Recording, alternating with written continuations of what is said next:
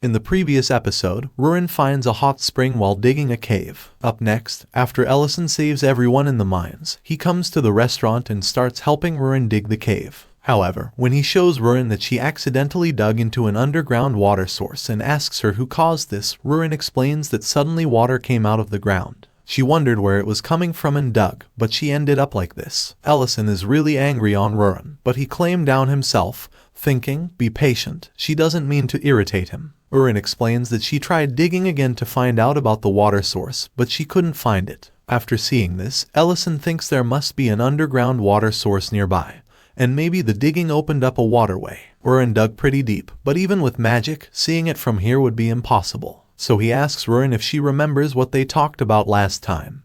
They need to cover the ceiling with a shield. Rurin replies yes, saying she does remember. Ellison uses his power and activates a magic circle. Seeing this, Rurin explains to him that he has to control his power. If he doesn't, he'll fly off the hill. After that, Ellison controls his power and uses 8th class magic, Inferno, to create a really big barrier around the cave, thinking this should be big enough. However, when Ellison completes the barrier, suddenly water starts coming from the ground. After seeing the water, Ellison thinks the Inferno hit the groundwater and now it's pushing up. This is definitely hot spring water. Rurin gets really happy after seeing the water, so she asks Ellison to do it again. She needs to clean herself up a bit. But Ellison stops Rurin, explaining that the water is too hot. However, it's already too late. Rurin went inside the hot spring. After that, Ellison asks Rurin to listen to him. She can't just run into things like that. Rurin, who is really angry, says to Ellison, how was she supposed to know it was hot? Ellison apologizes to her, saying he should have told her. After that, he starts casting his shield magic. Rurin, confused, asks him what he's doing with that shield.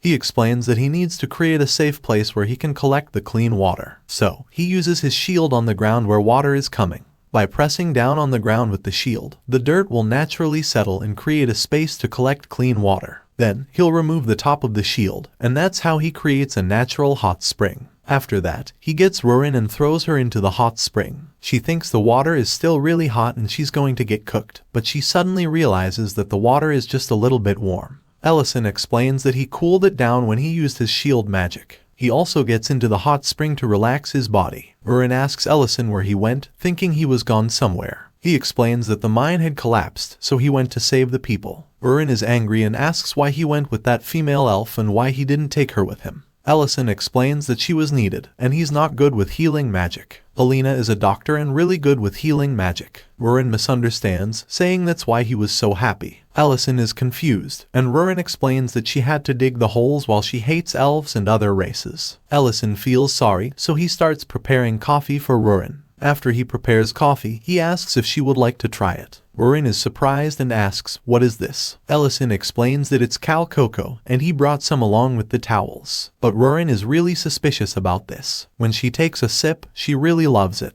Ellison asks her if she likes it, and Rurin is really excited after drinking cocoa, saying it's sweet and really delicious. Ellison explains that cocoa is made by processing a fruit called cacao. It looks like a simple powder, but it takes a lot of growing, fermenting, drying, roasting, pressing, and much more to make this. A lot of people worked hard so they could taste it. Ellison has the power to blow up a mine, but even then, he couldn't save a single injured person. He can't even get simple ingredients for the restaurant without Mr. Knoll. Even if he uses magic to create a large space here, he'll eventually have to ask the dwarves to build a lair. There may be differences in races, abilities, and personalities, but we shouldn't try to push everyone away because of that. Even a dragon can't take on the world alone. After hearing Ellison's words closely, Rurin gets a little bit of understanding. However, she misunderstands everything, saying to Ellison that she will treat him differently from the rest because he is special to her. On the other side, Mr. Ment and his mercenary group are fighting with bandits. Mr. Ment asks his fellow machinery members to hold the position and also warns them not to get too close to the cliff's end. Suddenly, Mr. Ment notices his precious junior, Miltine, is in danger, so he comes to help her, explaining that he is too far out and asks him to get close to each other so they can help. However, one of the bandits attacks Mr. Ment from behind. However, Mr. Ment reflects on time, cuts his weapon with his sword, and kills the bandit. He doesn't die in just one move.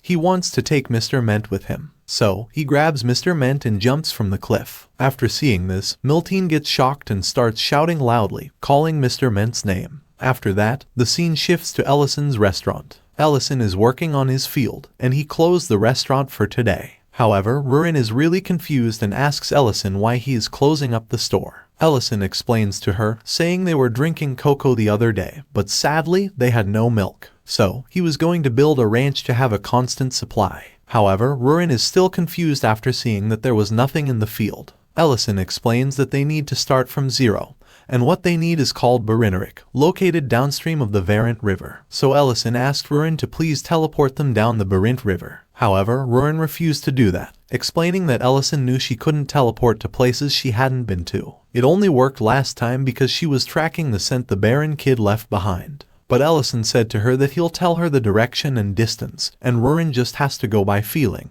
However, Rurin didn't look happy, explaining that's not how he uses this skill. After saying this, Rurin used her teleport skill, and moments later, they teleported into the Barint River. This is a really beautiful place surrounded by the ocean. The Barons are living peacefully in this place. Ellison, after reaching his destination, looked really happy, saying, "We've arrived at the right place. There are so many Barinerics here." Rurin also agreed with Ellison, saying that's great, except for the fact that they're teleported high up in the sky. It seems like the ground is lower here. So Rurin asked Ellison to do something quick. However, Ellison was really confused and asked Rurin, how can a dragon be afraid of the sky? He also asked Rurin what happened to her wings. Rurin explained that she won't release the polymorph. She would rather die falling than release her wings. Ellison knew that Rurin is always like that, but he is really confused and asks why Rurin hates her dragon form so much. However, Rurin doesn't want to answer that, saying he doesn't have to know. After that, Ellison used his wind magic and safely landed into the ground. However, Rurin, after seeing the ocean for the first time, said to Ellison, "The river is really wide."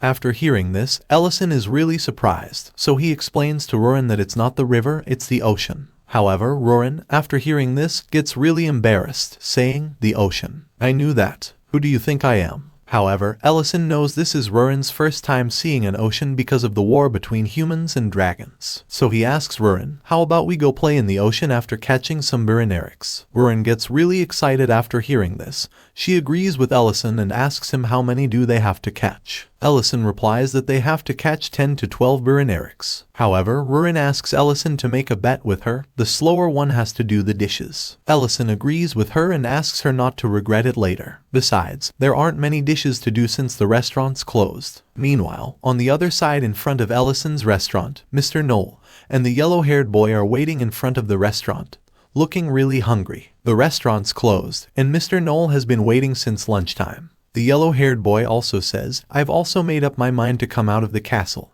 only to find that it's closed." After hearing this, Mr. Knoll gets really surprised and asks the yellow-haired boy if he knows this place. The yellow-haired boy replies that the owner of the restaurant is his teacher. He came again because the food he tried last time was so delicious, but he gets really disappointed after seeing the restaurant is closed. Sometime later, when Ellison and Rurin come back to the restaurant with some barons, Rurin, who is looking really happy after playing for the first time in the ocean, mentions that she's still not used to playing with ocean salty water, saying she can still taste the salt. Ellison explains that it's always like that and asks if she really enjoyed it. Rurin replies, yes, saying it was cool. Also, who knew the Barinerics would be so docile? But that's thanks to Rurin's dragon mind manipulation magic. Ellison thanks Rurin for this, saying the fence should be enough, they just have to build a place for them to sleep later. After that, he starts going towards the restaurant, planning to open it again. However, he gets really surprised after seeing Mr. Knoll, the yellow-haired boy, and Miss Alina lying in front of his restaurant. Suddenly, Mr. Knoll notices that Ellison is back,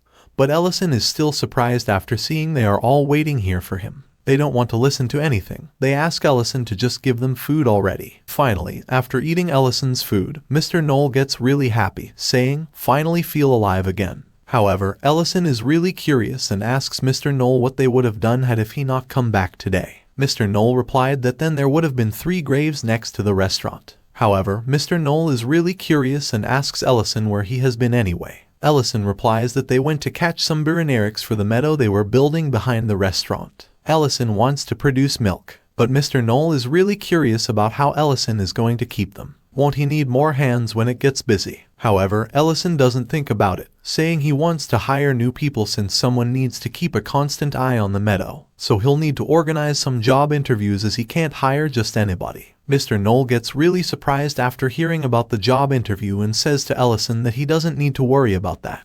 He heard elves can find out what a person's intentions are, and the young master has to learn how to find good, trustworthy people. Mr. Knoll also met all kinds of guys while working as a mercenary. He also says that they should give Ellison something in return for making him work on his holiday. Ellison gets really confused after hearing this and asks what they want to do. Mr. Knoll replies that they will do the job interviews for him, and they will hire some useful people to work for Ellison. Thus, the following day, they post the recruitment announcement for Ellison's restaurant. He is recruiting people for the meadow, and the job interviews for the management of the meadow started. After seeing this, Rurin asks Ellison if a job interview is part of the process of getting useful subordinates. Ellison replies that it's similar. After that, Mr. Knoll starts the interview and asks the first one to come in. However, when he enters, Mr. Knoll fails him without giving him any chance to introduce himself. The young man is really confused about why they failed him without even allowing him to introduce himself. Mr. Knoll explains that a young guy without any energy, how will someone like him handle Burinerics? So he asks the next one to come in. The next young man introduces himself, saying, "Hello, I'm Burnt, applying as a manager for the meadow. I'll do my utmost best no matter the task you assign me to." Mr. Knoll is really impressed with his good impression. But the young man gets some dirty thoughts about Miss Alina. Miss Alina, after seeing his thoughts, fails him, explaining that he's full of vulgar thoughts. Mr. Knoll, after hearing Miss Alina's point of view, says they can't have that, and he also fails him. The young man gets really confused, explaining that all he did was think that Miss Alina was really pretty.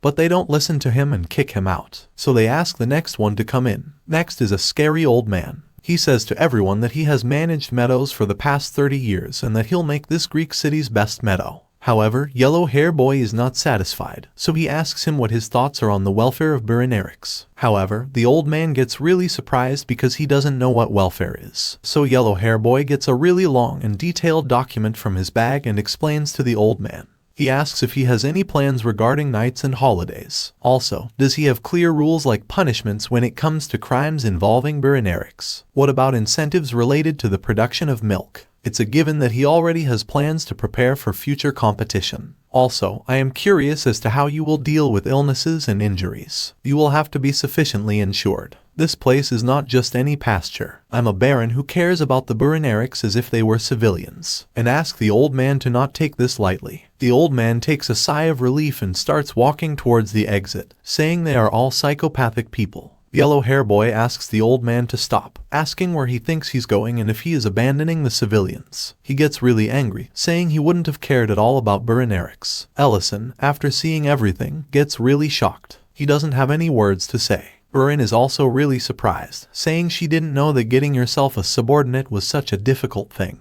After that, they ask the next applicant to come in and bring some responsibility with him. But before he introduces himself, Mr. Knoll failed him, saying he was the one who wanted to start a fight in his butcher shop a while ago. Miss Alina also failed her, explaining that he's looking at her with weird eyes. And Yellow Hair Boy also asks him about the Burinerics needing more individual space and what he would do in case of overcrowding. He also fails him. They ask the next one to come, however, before he says something, they also fail him, explaining that he looks weak and doesn't know about animal rights. One after another, they fail everyone. Ellison, after seeing everything, starts crying. He doesn't have anything to say. In the end, there is no one left. After seeing that, there is no one. Mr. Knoll starts saying that this is because the salary on the recruitment announcement was too low. Ellison, who knows that this is not because of the recruitment announcement, there is no one passing the interview because of them. So he asks Mr. Knoll that he is really thankful, but he'll do the next interviews alone. And suddenly, someone enters Ellison's restaurant. She is Miltine, Mr. Ment's precious disciple. She came here after seeing the announcement and asks Ellison if she can work here. Mr. Knoll is really surprised after seeing Miltine, so he asks her, "Why are you here? Didn't you say you were assigned to guard the caravan a while ago?" She explains that Mr. Ment was seriously injured during an attack by bandits while guarding the caravan.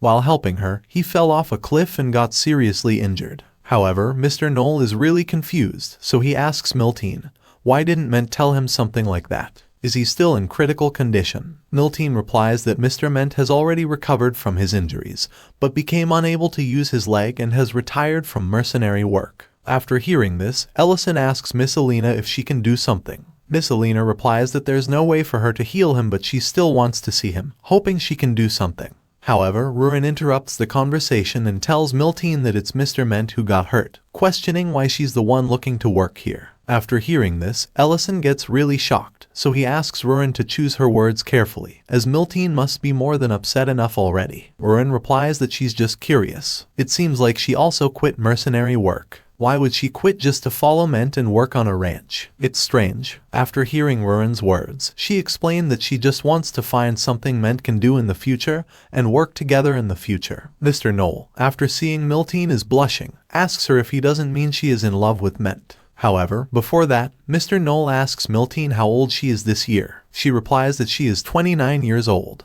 However, Mr. Knoll finds out that there is a 13-year age difference between Milteen and Mr. Ment. However, Milteen doesn't mind. She doesn't care about their age gap. However, Miss Alina is really curious and asks Ellison if that's fine. Among elves, a 13-year age difference is considered the same age. Ellison says no, explaining that it's a bit different when she thinks of it from an elven point of view. However, Milteen made up her mind. She has already quit being a mercenary. If she can't work here, she'll starve on the streets. Ruin, after seeing his determination, says, "That's right. Age is not a big issue. Accepted. You're accepted." Milteen, after hearing Ruin's words, gets really happy and thanks her for understanding him. Ellison says to Milteen that he is grateful that Ment and Milteen are willing to work here. But he is really curious and asks her if she has consulted with Ment yet. Milteen replies that she hasn't asked him yet, but she was planning to ask him to work together when they got their first milk from the ranch. Ment is the one who taught her how to fight, from how to hold a sword to managing mercenary books, everything. Of course, the work will be tough, but she wants to learn it through her own efforts. So, this time, she wants to teach Ment about it. Miss Alina, after hearing this, says, "That's admirable. The resolve for love is so beautiful." However, Yellow Hair Boy stops her, saying he doesn't think those are the right words to use here. Ellison, after seeing Milteen, says that he will make a really new delicious dish when he sees Mr. Ment, and he is looking forward to working with both of them. Milteen, after hearing Ellison's words, gets really happy, saying she also looks forward to working with Ellison too. The next day, in front of Ellison's restaurant, Ellison is working on something. Milteen asks Ellison to just tell her what to do. After Ellison hires Milteen to manage Burinarix, he asks her if she could let the Burinarix out of the fence to graze. Milteen says understood and goes to the Burinarix. However, after seeing the Burinarix behavior, she gets really surprised. She doesn't know what magic it is, but the Burinarix are very tame, so it's not a difficult task. However, she falls to the ground after hearing Burinarix sound.